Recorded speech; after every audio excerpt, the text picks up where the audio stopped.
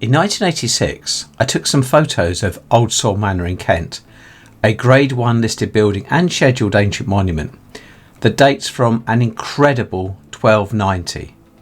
I've come back in 2024 to see what has changed and share some details of this wonderful, very old building.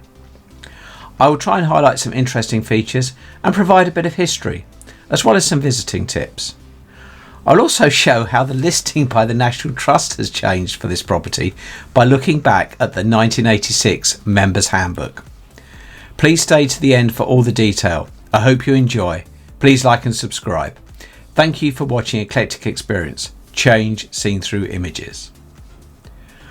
Old Soar is located here in Kent, roughly 9 miles by car from Sevenoaks.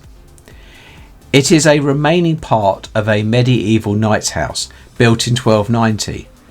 There was a grand hall attached to the building, but this was demolished in 1780 and replaced by the current adjoining farmhouse, which is privately owned and not accessible to the public.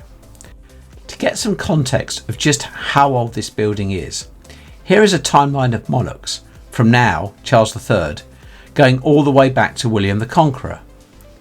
This building was constructed in 1290 in the time of Edward I. Although it might not seem like it now, this was a high status building, and also it was constructed for defence.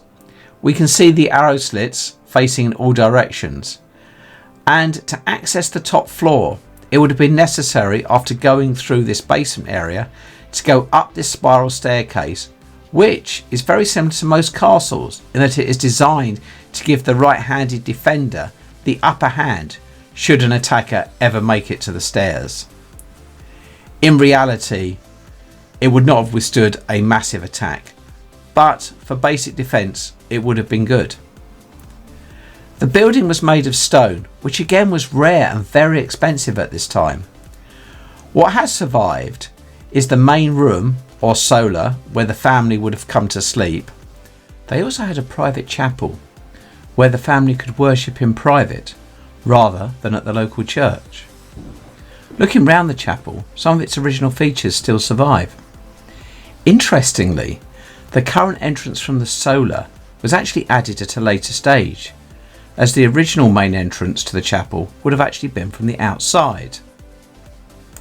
At the other end of the solar is the garderobe, where we can still see the chute, which was effectively a toilet where the waste went to the outside of the building.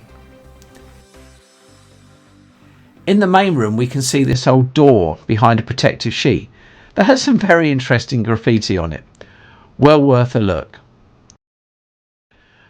On the ground floor, accessed from the outside, there is a really good display on the history of the building and local area, and it's worth having a look at this before going into the main building.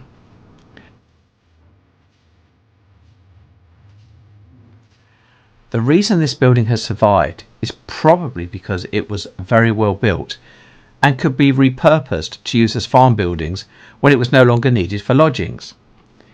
It is thought that it was during this time as farm buildings that the hole was punched through the wall from the solar to the chapel.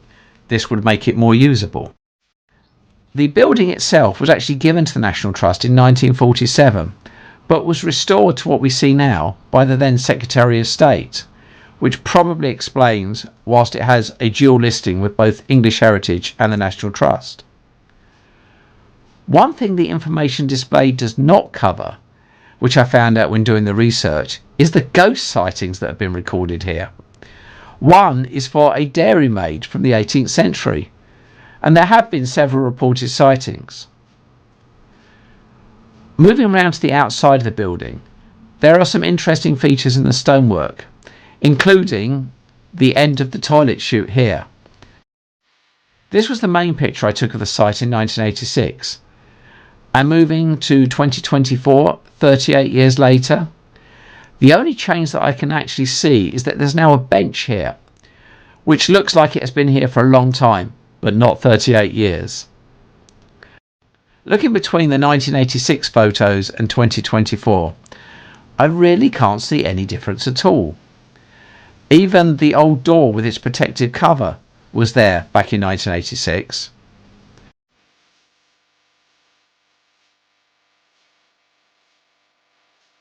One thing that has changed is the way that the building is recorded in the National Trust Handbook.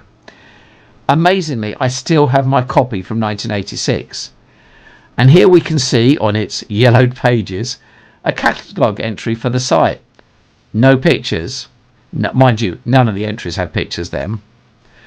And another point to note is that it says the building is in the guardianship of the Historic Buildings and Monuments Commission. I found out those responsibilities were then transferred to English Heritage. For reference, this is the entry in the 2024 National Trust Handbook. Still no pictures for this site, but the page is a lot more colourful. Now this neatly brings us on to visiting tips. The site is free to visit between 10 AM and 6 PM. There are no staff or facilities on the site, and I assume someone comes along and opens up and locks up at those times. This is a rural location down some very narrow country lanes, so it is probably easiest to get here by car or on foot, or if you're up to it, by cycling. There is only very, very limited car parking directly in front of the site on the road.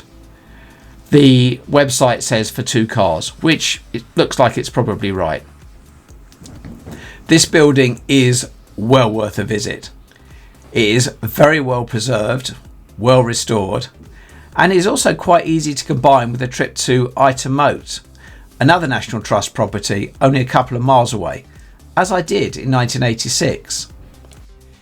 If you're interested, here is the link to another video I have made on how Ighton Moat has changed since 1986, which interestingly was just after the National Trust had acquired it, so there is a lot of change. I hope you've enjoyed this video. I'll be making more similar ones, so please like and subscribe. Thank you for watching Eclectic Experience, change seen through images.